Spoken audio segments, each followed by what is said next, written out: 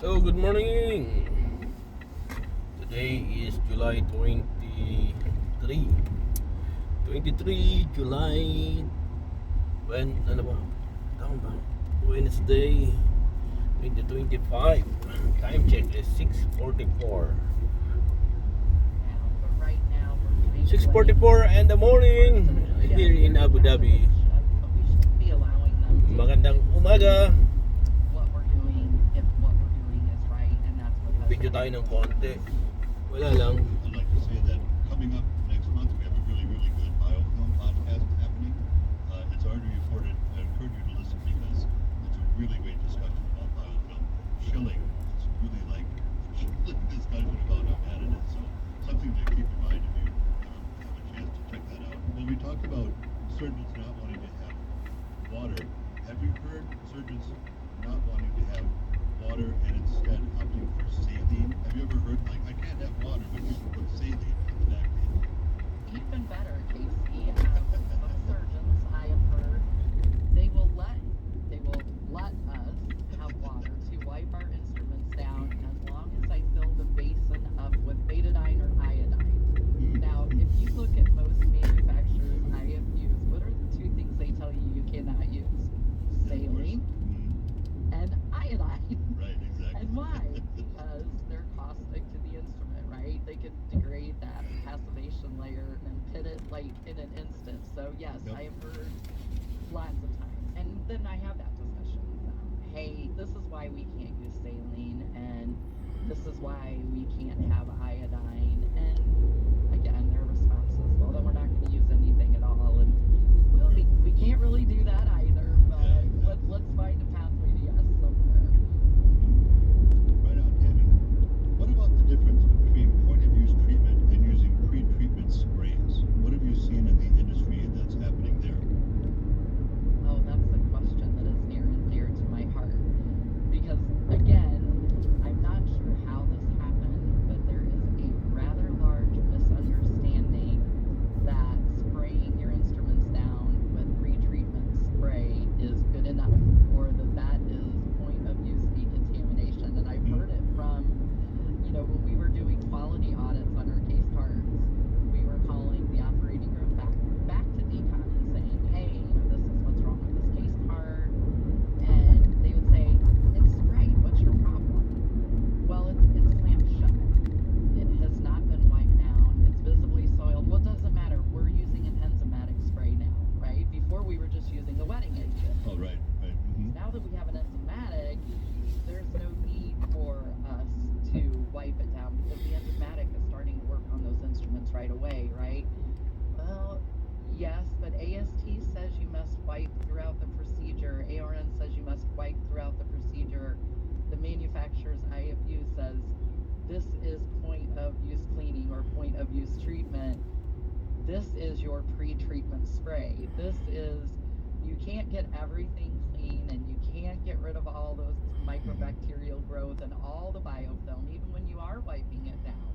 So our pre-treatment spray keeps it moist until we can get it processed.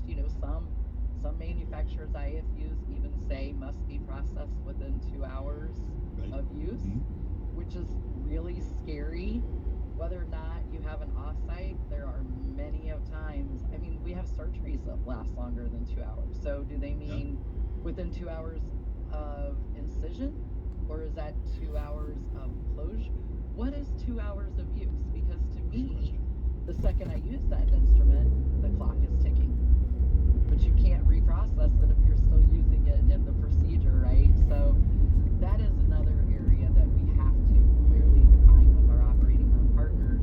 Not only saying, hey, this is point of use treatment and this is why we do it, and you have to keep, I hate to say it, but we almost have to be like our parents, constantly saying the same thing over and over, because eventually, you know how it is. You say the same thing, even for myself, like I'll say it, and all of a sudden I'm going, oh, something goes off. You have that gotcha. So if we keep reminding them of why it's so important to do that, and that it's not doing sterile processing's job for us, and even if it were doing our job for us, we're one team, right? We're surgical services. So if you're helping out your partner, there's no shame in that game. but really helping them understand that biofilm formation. So I'm definitely going to check out that podcast, helping them understand that, because honestly, they don't understand what we do, and they don't understand how difficult it is to get bone cement off of a cement gun after it's been sitting in a case cart for 2.5 hours. Yeah. Our job's impossible then, and I don't care what cement remover you use. That cement gun is now pretty much done and gone. Yep. So that's point of use treatment. I'd wipe the cement off while it's still malleable and before it dries, and then I spray the cement gun with a pre-treatment spray. And you know, another part of that discussion really should be, this is how much the cement gun costs. When I have to use an osteotome to get the cement off that cement gun, now I've ruined the osteotome and I've ruined the cement gun, and both of them are unusable. And please don't anyone out there use osteotomes to get, I'm just saying that's what we used to do. It was a terrible practice. But I put that on a spreadsheet and report that out for, you know, not just OR leadership, but, you know, hang it in the OR staff lounge. This is how much money we potentially lost on throwing instruments away because they weren't wiped down, or this is how many minutes extra it took us to turn your tray because you set the major laparotomy back to us with 47 of the 62 instruments clamped shut. Right. We're going to pause our conversation just for a moment. Are you looking for continuing education credit for this podcast? To receive your credit, log in to your MyHSPA account, register for this podcast, and use the code PARTNERSHIP. Say that code again, PARTNERSHIP. You need that code, and it only works for this episode, specific to our discussion today. If you don't have a MyHSPA account, no worries. You can create one for free, and it will help you keep track of your CEs all in one place. Now, let's get back to our conversation. Partners. Something that has been observed in the industry is that sometimes the claims of a wetting agent or pre-treat spray can be different from what's in the technical IFU. Sometimes marketing can say one thing, but when you read the IFU, it's another thing. Have you come across that in your career?